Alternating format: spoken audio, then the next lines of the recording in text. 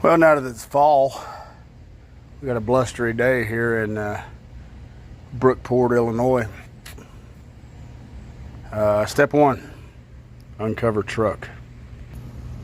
Step 2, maneuver motor to position. Check. Step 3, retrieve cherry picker. Check. Okay, onto the picker it sits. First thing you're going to install is your flex plate.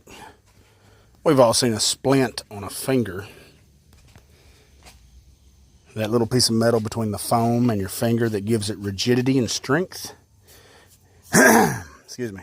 Forgetting the flex plate is a mistake you will only make once.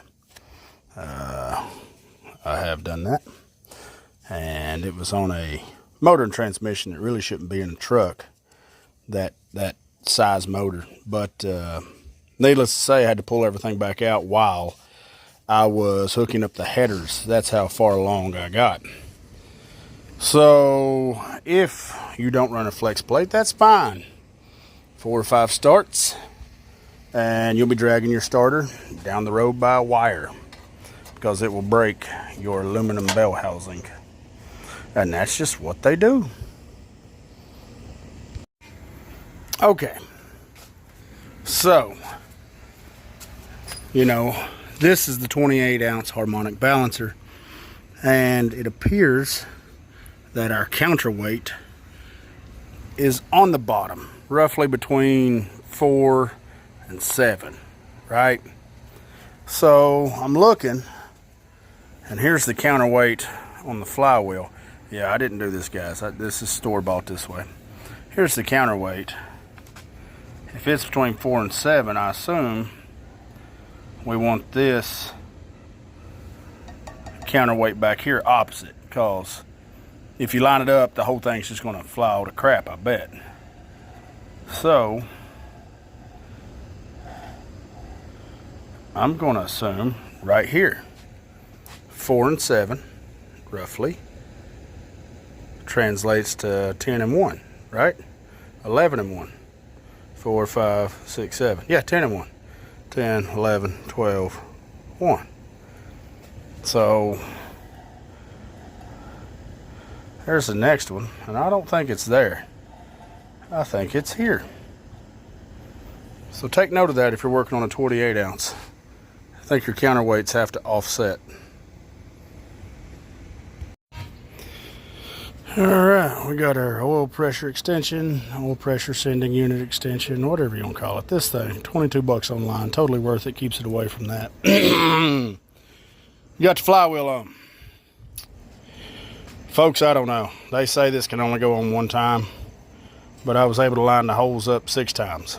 So this could all just fly all to hell. I don't know, but counterweight's just a little bit past 12.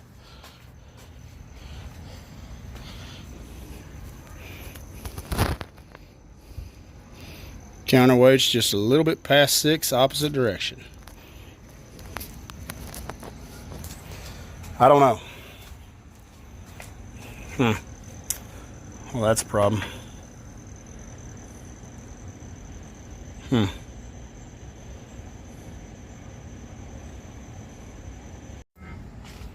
And the old motor mounts.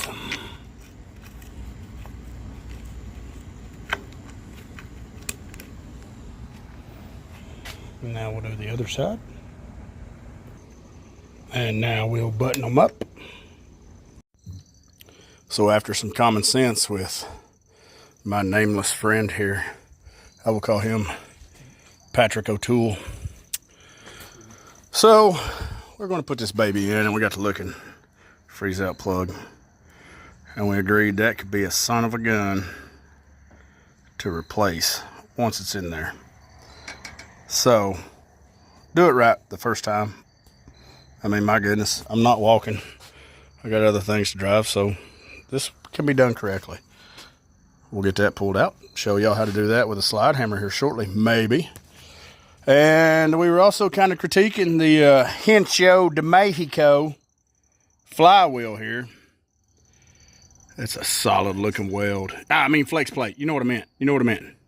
Yeah, mid plate, flex plate. Anyhow, probably go ahead and have Napa return that one. So, what do you see, Mr. O'Toole? Dirt daubers, maybe? Oh yeah, a little dirt dauber nest. That's good luck. You know, we'll dig it out with a screwdriver here in a minute. But we're getting closer. We're getting closer. So Mr. O'Toole will demonstrate how to do this with a nail. What you would normally do is do a drill bit, make you a hole, and insert a slide hammer. I'm glad we did that. Channel locks? Something a little stiffer.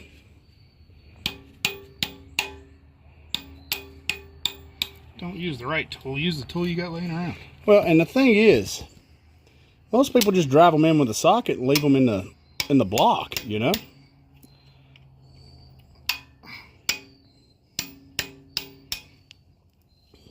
Yeah, let's get some stronger steel. Maybe a failed attempt. Let's go dig in the garage. So I don't want my hands in there. Make sure you have the right tool for the job. Nice lag bolt. No hands. Oh, so steady. Very nice. Very nice. We have achieved maximum depth. Want to go a little deeper? I don't really want to get into the block. There we go.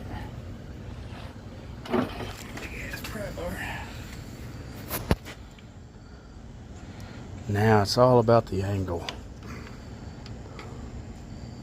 I got a couple blocks of wood. We could probably, you know, scotch it up. Just grab the thread. Now that would be nice. Oh. Don't lose a finger. No, no. Might be able to just. It's got a pointy head though. I don't maybe. Yeah. I don't want to run it in and keep it until it hits something. Come out of your hole. I don't like the color of the stuff that's coming out of this. Well, I mean,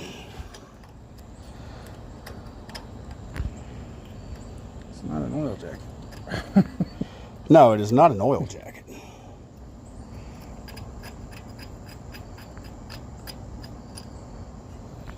Let's just blunt. Well, no, because that's very going to strip out. It's not oil. It smells like lacquer or varnish. Okay, let's get some specialized pliers to pop that out. Coolant coming out. So that's just all it was, just coolant. Yeah.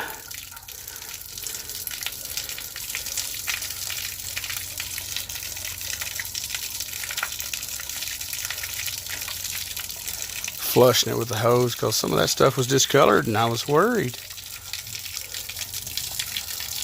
That looks pretty clear.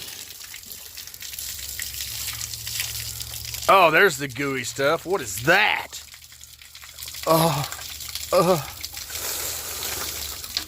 Ooh. Moss. Moss. Okay. Can't hold her mud. Huh? She got a little bit of a weak sphincter on her. R.I.P. Catfish. Bless him.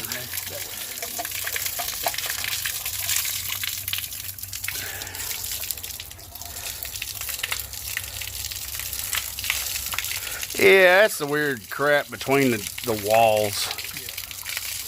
Yeah. Ah.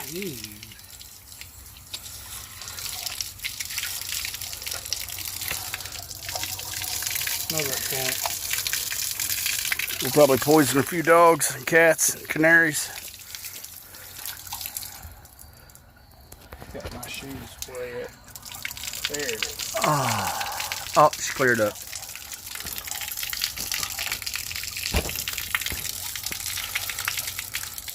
Okay, game plan. Freeze that plug, new flex plate. Flex plate tomorrow, yeah. Napa's good about that. So, then we'll go back with it. We got the motor mounts on, you know. I mean, Like I said, do it once, the right time.